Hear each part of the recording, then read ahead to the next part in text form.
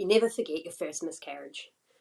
My first miscarriage was at 12 weeks, and it was picked up in a scan, and the baby, it was a missed miscarriage.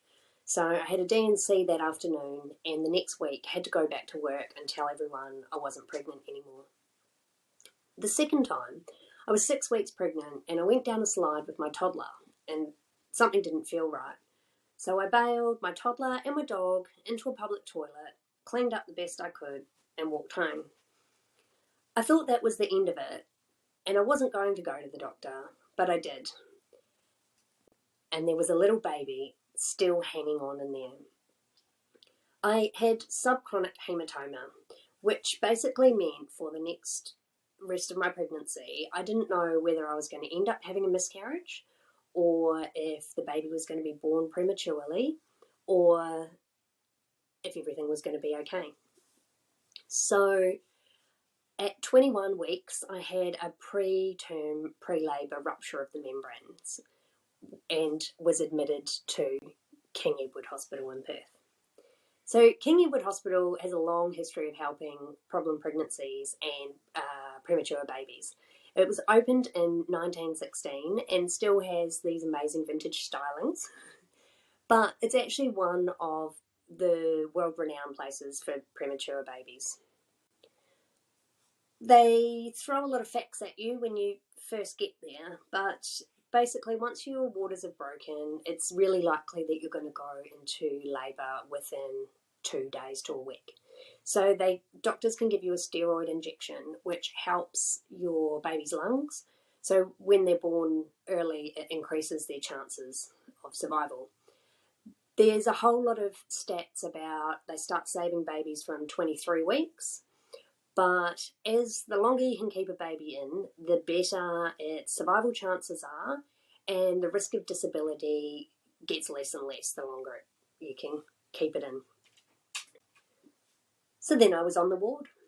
They admitted me, and I lived at King Eddie's for 6 weeks while I waited for Nessa to be born. So while I was there, I was thrown into this micro community of problem pregnancies that I was completely not aware that it existed before. I reached out to a few friends who were there and asked them to write a couple of sentences explaining their situation. I'm not going to go through and read each one, but the story I want to highlight is my friend that lives in Esperance. So Esperance is a regional town in Western Australia, and when she had HELLP syndrome, and so when she was in a serious situation, she had to be flown by the Royal Flying Doctors up to Perth for an emergency C-section. On her next pregnancy, it was very likely that that was going to happen again.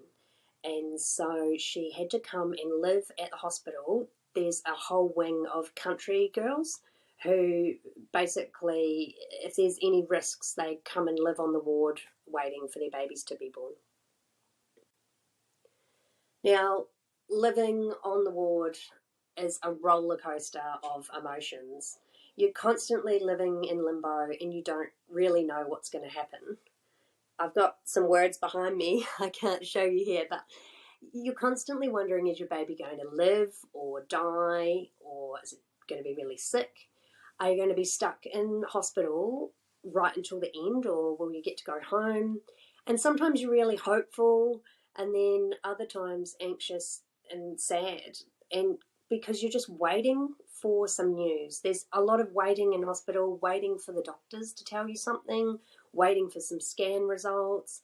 And I sort of thought that I could mentally prepare myself for different scenarios that might happen, but it was tough. But once I got to 24 weeks, I was feeling a lot more comfortable about the chances of my baby surviving. So at this point, I did what any normal person would do. I got my friend to bring in all my makeup, and I did an ASOS order direct to the ward. Then every morning, I did a hair and makeup tutorial from YouTube and styled comfortable clothes, so I didn't look like I was an impatient I wanted to be comfortable hanging out in my hospital room, but not walking around in pajamas. I also documented the disgusting hospital food. Food's kind of the highlight of your day, and when it looks like this, it's just gross. So how do you support a person that's in hospital? I think the big thing is that everybody comes together at the start because it's a big emergency and a big drama and they offer help. But I was on the ward for 6 weeks.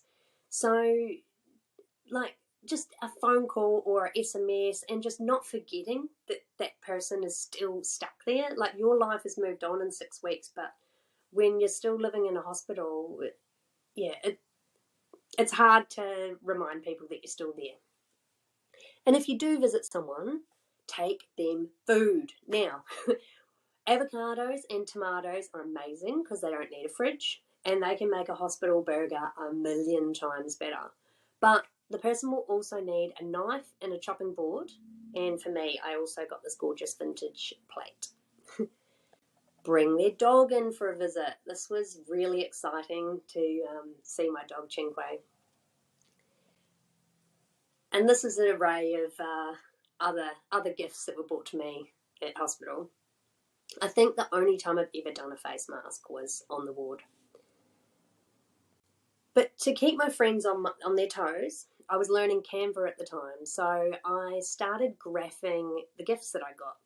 You'll notice that 19% of my gifts were homewares, which was perfect because I was entertaining in a hospital room. I styled up my hospital room much to the amusement of the nurses, but it was nice to feel, it was nice to not feel like you're in a hospital room, that you had some personal touches.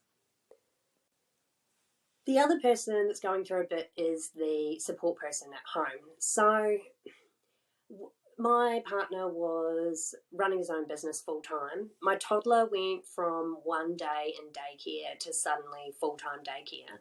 And all of the shopping and cleaning and lawn mowing and cooking was all just somehow had to be done. So if you know someone going through this stuff, just offer to do something and keep doing it. Like, if it's easy for you to pick up their dog and take it for a walk or hang up a load of washing, it's an amazing help. So in summary, pregnancy problems are more common than you think. So if you're going through this, you don't need to feel alone, and there's lots of people that will talk to you about it. Being in hospital sucks. If you know anybody in hospital, help them find a distraction and visit them and reaching out. People aren't going to ask for help, especially over such a long period. You feel like you can't just keep asking and asking. So just offer and keep offering and stay in touch with them. But for me, Nessa was born at 27 weeks and 1 day, and it was the end of one journey and the beginning of another.